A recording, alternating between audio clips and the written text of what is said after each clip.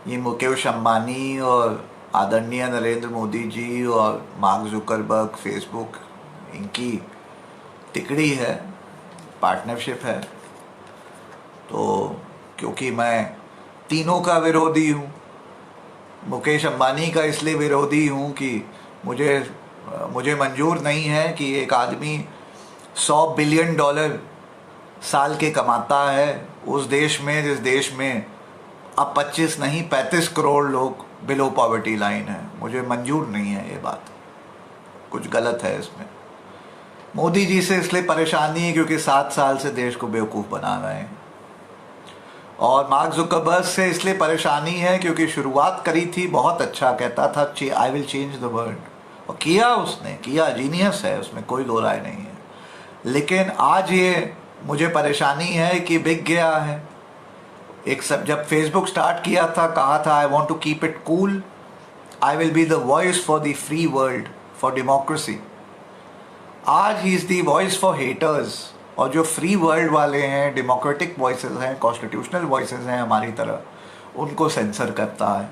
तो बिक गया, तो जब बिक गया तो फिर कुछ बचा ही नहीं। तुम्हारे पास देखो, हमसे 100 नहीं लाख गुना ज़्यादा पैसा होगा, समझ गए, लाख गुना ज़्यादा प्रॉपर्टी होगी, लाख गुनी ज़्यादा फरारी BMW गाड़ियों में तुम घूम लो बेटा। लेकिन क्या है ना, तुम बिक गए तो तुम कुछ नहीं हो साहब, इज्जत तुम्हारी गई, ठीक है ना। तुम कुछ नहीं हो, तुम कुछ भी नहीं हो, तुम हमारी पैर की धूल बराबर भी नहीं हो। तुम्हारे पास बस हमसे थोड़ा सा ज़्यादा पैसा है बस, और कुछ नहीं है तुम्हारे पास, कुछ भी नहीं है तुम्हारे पास।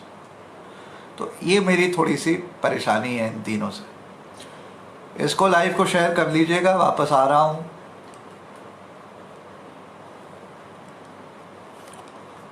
चौथे रिकमेंडेशन की बात कर रहा था। चौथा रिकमेंडेशन मेरा ये रेप्स के केस में यही है कि जैसे मैंने तीसरे में बताया आप लोगों को कि फास्ट ट्रैक कोर्ट हो जाना चाहिए, 3 महीने में सजा होनी चाहिए, तो चौथे में मैं बैलेंस स्ट्राइक कर रहा हूँ। ये फॉल्स रेप का बड़ा ड्रामा चल रहा है, एक एक्सटॉर्शन रैकेट इस देश में ज़्यादा चलता है, और निर्भया कांड के बाद जो नया कानून और अमेंडमेंट वगैरह आई उसने इसको चौपट करके रख दिया।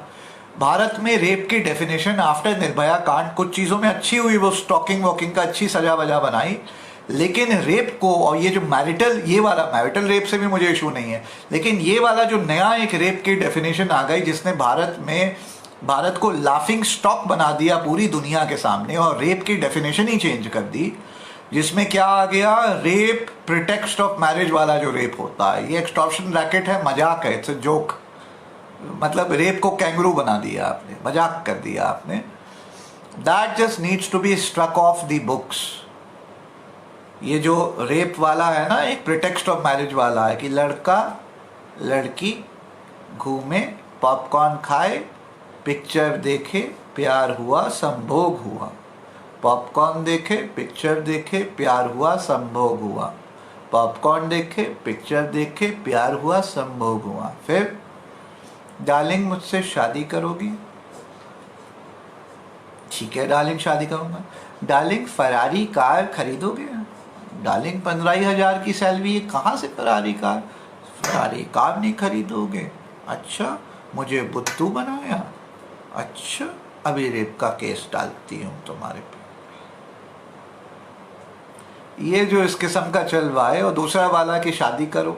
अब लड़का लड़की घूमे, शादी की बात आई, लड़का तैयार है, लड़की लगी पागल होने, डेली वो लुई विटॉन के मेरे जूते खरीदो, जिमी चू के जूते खरीदो, लुई विटॉन का बैग खरीदो, शॉपिंग कराओ, पैसे दो, पागल हो गई।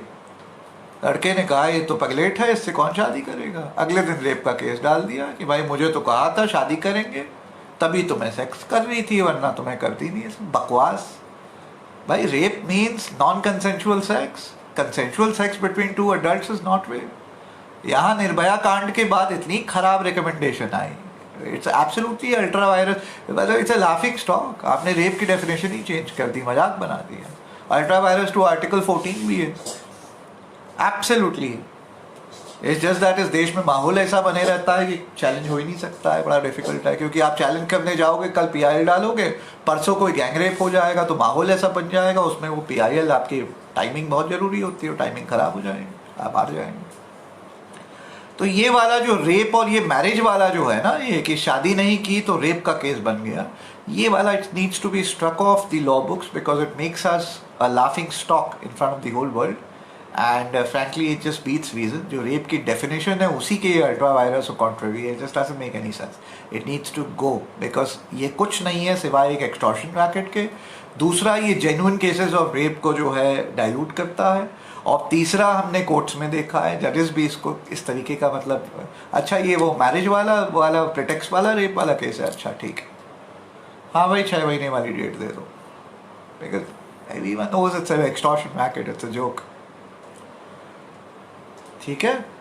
तो that needs to go off the books. 5वां नंबर मेरी रिकमेंडेशन है, जैसे मैंने कहा 3 महीने में कन्विक्शन। और दूसरी बात, ये जो फॉल्स रेप केसेस आते हैं, अनुराग कश्यप के समय अभी किसी ने किया, मैंने कह रहा वो सही है कि फॉल्स है, जो भी हो, मैंने बस ये कहा 3 महीने में केस डिसाइड हो रेप का, वन वे और दी अदर।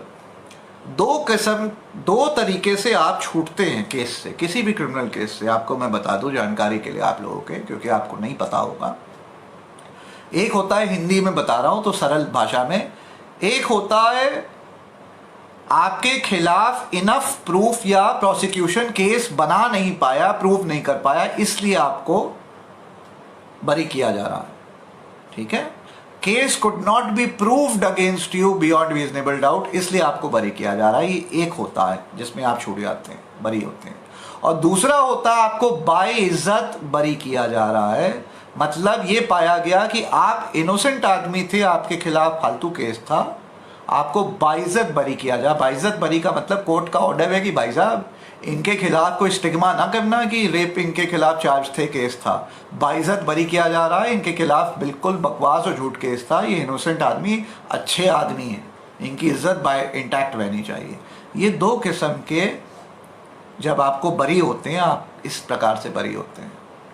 अब ये दूसरे प्रकार वाले में जिसमें बाइज्जत आप बरी होते हैं, फिर बहुत से केसेस में ऑर्डर में देखें तो जज साहब लिखते हैं कि ये आदमी इनोसेंट ही नहीं है, इनफैक्ट इसके खिलाफ फर्जी केस डाला गया, इसको प्रताड़ित किया गया जबरदस्ती, और इसमें एक्सटॉर्शन रैकेट दिख रहा है, हमको उसकी बू आ रही है। जब जब केस के जज साहब के जजमेंट और ऑर्डर में इस किस्म के जजमेंट और ऑर्डर आए, तो मेरी 5वीं रिकमेंडेशन यही है कि मलिशियस प्रोसिक्यूशन एक होता है हमारे इंडियन पीनल कोड में, मलिशियस प्रोसिक्यूशन का केस चलाया जाए ऑटोमेटिक, और 3 महीने में इस ऑर्डर के बेसिस पे लड़का बाइज्जत बरी हुआ, ऑर्डर में है कि इसको प्रताड़ित किया गया, एक्सटॉर्शन रैकेट है, फंसाया गया, झूठा केस था।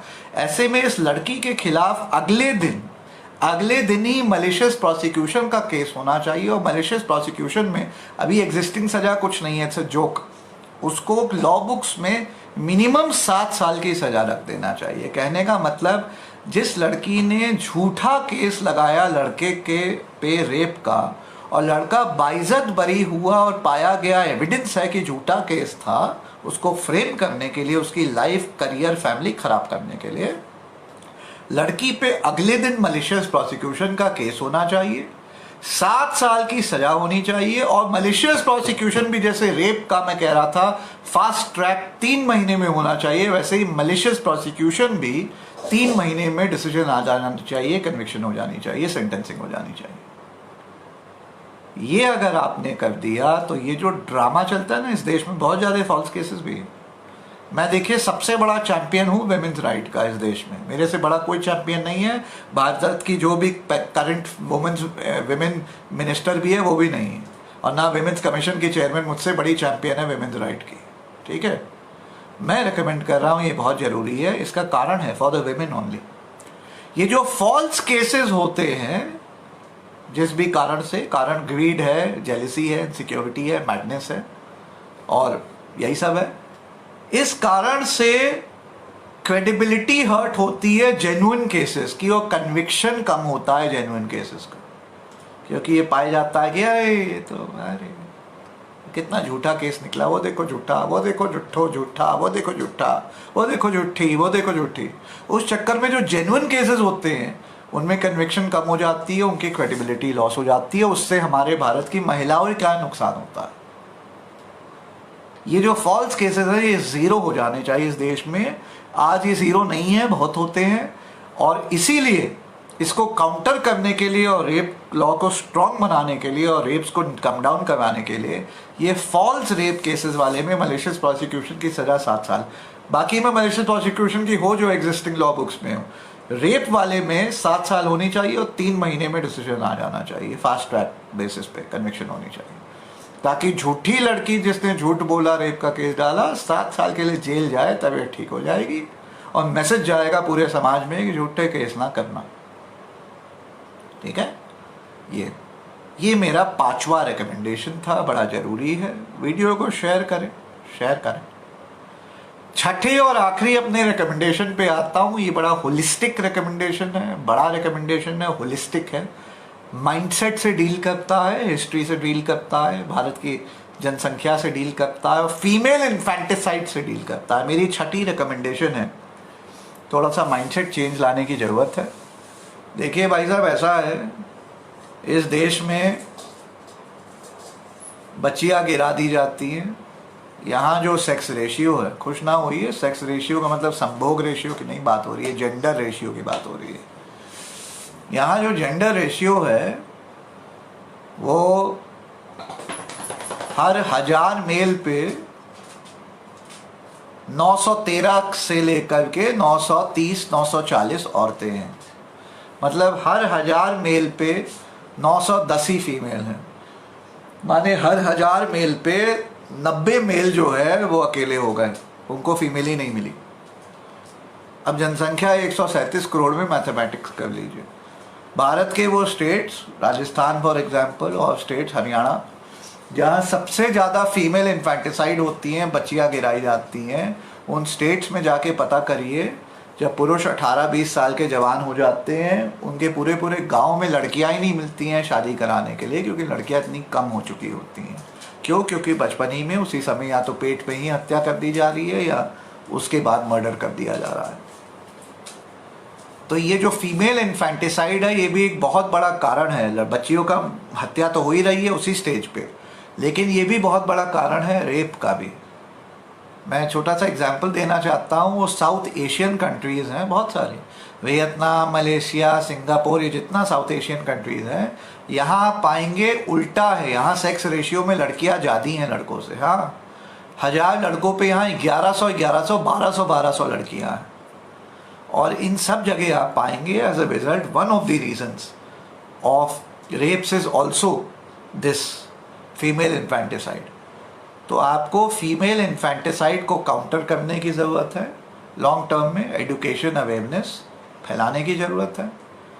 सभी गांव, गरीब इलाकों में समझाने की ज़रूरत है कि भाई पहले ज़माना होता था जब एग्रीकल्चरल इकोनॉमी होती थी कि लड़के पैदा करो, मैं पिता हूँ, मैं 5 एकड़ लैंड में सब्जी उगा सकता हूँ, ड्रिलिंग कर सकता हूँ, मैं खेती कर सकता हूँ, मेरा 5 और एकड़ लैंड है, तो अगर मेरा लड़का होगा तो 14, 16, 18 बरस पे वो भी 5 एकड़ लैंड में फार्मिंग कर पाएगा, तो हाथ बटाएगा, इनकम डबल हो जाएगी।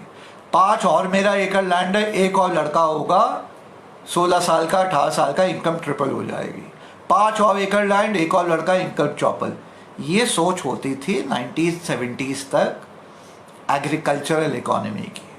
उसके बाद इंडस्ट्रियल रेवोल्यूशन आया, किसान के बच्चे भी बाहर आ गए, पढ़ने लगे वगैरह वगैरह।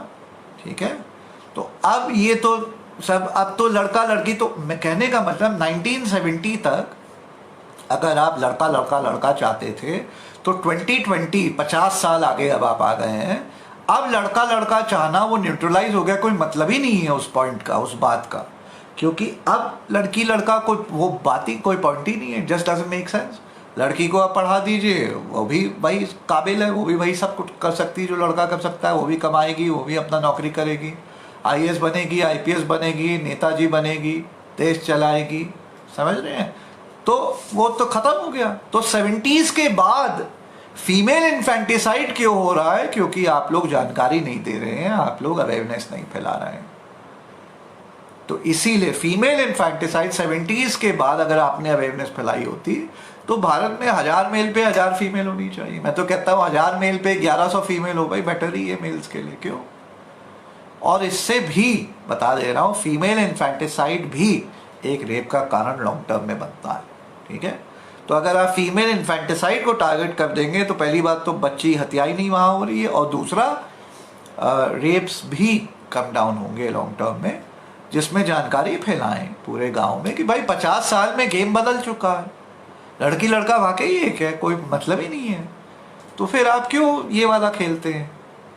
It doesn't make any sense, doesn't make any sense. If anything मैं आपको बता दूं, आज तो देखिए सारे फीमेल मैरिज वाले और सारे कानून सब फीमेल्स की तरफ हैं। भारत में मेल तो बिल्कुल गधा है। तो जितने मैट्रिमोनियल लॉज आप देख लीजिए, हाँ, वो सारे फेवर करते हैं लेडीज को। भारत में वन साइडेड है। तो बिल्कुल आदमी तो गधा है, उसका तो कोई राइट ही नहीं है। ठीक है? लिटरली गधा घोड़ी पे चढ़ता है, शादी करता है, गधा बने रहता है। तो कहने का मतलब मेरा ये है कि आप लोग ये समझने की जरूरत है कि भाई आज लड़का लड़की बिल्कुल सेम है, दोनों बराबर हैं। तो फिर फीमेल इन्फेंटिसाइड क्यों हो रहा है 70s के बाद? Just doesn't make any sense. कल लड़की की शादी होती है, उसको नहीं पसंद आया, डिवोर्स करे, इतनी एलिमनी, इतनी मेंटेनेंस मिलेगी, कोई टेंशन ही नहीं है। डाउरी, पहले डाउरी सिस्टम होता था, लोग डरते थे, अरे लड़की में डाउरी सिस्टम तो है ही नहीं, डाउरी तो जीरो है, आपको डाउरी तो देनी नहीं है। ठीक है? और शादी नहीं चली तो एलिमनी में लड़की इतना खींच लेगी कि आपको कोई टेंशन ही नहीं है। ठीक है? और ऑन टॉप ऑफ इट लड़की भी उतनी पढ़ी लिखी है तो अपनी नौकरी करेगी, अपनी मेहनत करेगी। तो कहां से आप लड़की लड़का फीमेल इन्फेंटिसाइड क्यों कर रहे हैं? Doesn't make any sense. भाई आपको खेत तो जुतवाना नहीं है। आज 70s में जुतवाना था तो आपको लड़का चाहिए था, अग्रीड। आज आप खेत तो जुतवा नहीं रहे। बाकी हर चीज में लड़का लड़की इक्वल है ना? वाकई में इक्वल है। लड़कियों के इनफैक्ट बेनिफिट्स हर तरीके से ज्यादा है। किसी प्राइवेट सेक्टर में लड़की को देख लीजिए, 6:30 बज गए शाम के, लड़की जाएगी अपने बॉस को, बस इतना कहेगी सर थोड़ा सर दर्द हो रहा है, कैन आई गो होम। देखिए बॉस, कोई बॉस होगा ही नहीं जो रोक सके। और लड़का जाए जरा 7 बजे शाम को, सर दर्द हो रहा है बताने, बॉस ने ना दिया उसको तीनों और काम, तो मेरा नाम बदल दीजिएगा। समझ में आया? तो हर तरीके से तो लड़की लड़का जब इक्वल हो गए, इनफैक्ट अनइक्वल है, लड़कियों के तो 1000 ज्यादा बेनिफिट्स हैं, तो क्यों आप लोग लड़की गिराते हैं? मुझे समझ में नहीं आता है। नहीं करिए ऐसा। मैं भारत में वो दिन देखना चाहता हूं बहुत जल्दी जब भारत में सेक्स रेशियो के मामले में 1000 आदमियों पे, मर्दों पे 910 920 औरतें ना हो, जबकि बल्कि 1000 मर्दों पे 1100 औरतें हों। लेकिन इसके लिए अवेयरनेस फैलाइए। तो ये थे मेरे 6 रिकमेंडेशंस। अगर भारत में एक भारत की सरकार हो, और ये करंट जो जुमलेबाज जोक या क्या कैंगरू सरकार जो अभी सेंटर में है पिछले 7 साल से, उस किस्म की सरकार नहीं, एक रियल सरकार हो अगर भारत में, जो कि सक्षम हो, कुछ काम करना जानती हो, तो मेरे ये 6 रिकमेंडेशंस अगर लागू कर दिए जाए, जिनको लागू करने में बस 1 महीना लगेगा और 3 साल में इसका आपका कंप्लीट हो जाएगा पूरा सर्कल, तो भारत में 3 साल के अंदर गारंटी ले रहा हूँ पर्सनल, 35,000 रेप जो अभी हो रहे हैं हर साल, वो 3,500 हो जाएंगे, माने 10% ही बचेंगे। जो 90 से 100 रेप हर डे होते हैं वो 10 से नीचे आ जाएंगे। बस ये 6 रिकमेंडेशंस को लागू करें टू द टी। जिस दिन भारतवर्ष में भारत की सरकार आ गई उस दिन ये हो जाएगा। मुमकिन नहीं, गारंटी के साथ होगा। इस वीडियो को शेयर कर लीजिएगा, आशा करता हूँ आपको पसंद आया होगा। लाइक शेयर वगैरह कर दीजिएगा। मेरे साथ अगर फेसबुक पे जुड़े हैं तो पेज पे हैं तो लाइक कर दीजिएगा, प्रोफाइल पे फ्रेंड रिक्वेस्ट भेज दीजिएगा। और अगर इस वीडियो को आप यूट्यूब पे मेरे चैनल पे देख रहे हैं, आज भी नए हैं, तो उसको सब्सक्राइब करना ना भूलिएगा। मिलते हैं एक और वीडियो में एक और समय। आशा करता हूँ कुछ आपको जानकारी मिली, मेरे सजेशंस आपको पसंद आए। कुछ सवाल होंगे नीचे कमेंट्स में ज़रूर पूछ लीजिएगा, आपके सवालों का मैं ज़रूर जवाब दूंगा।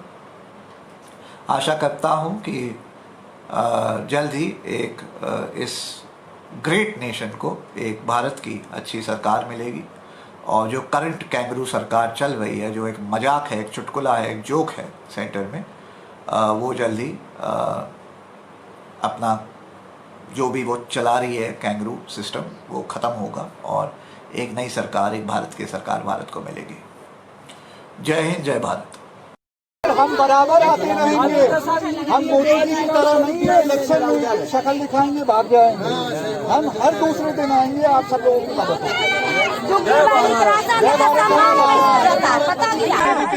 हम साथ हैं, मारेगा मार जाएंगे, इससे हम डरेंगे। एक बार जोर से बोलो सब लोग, डरेंगे।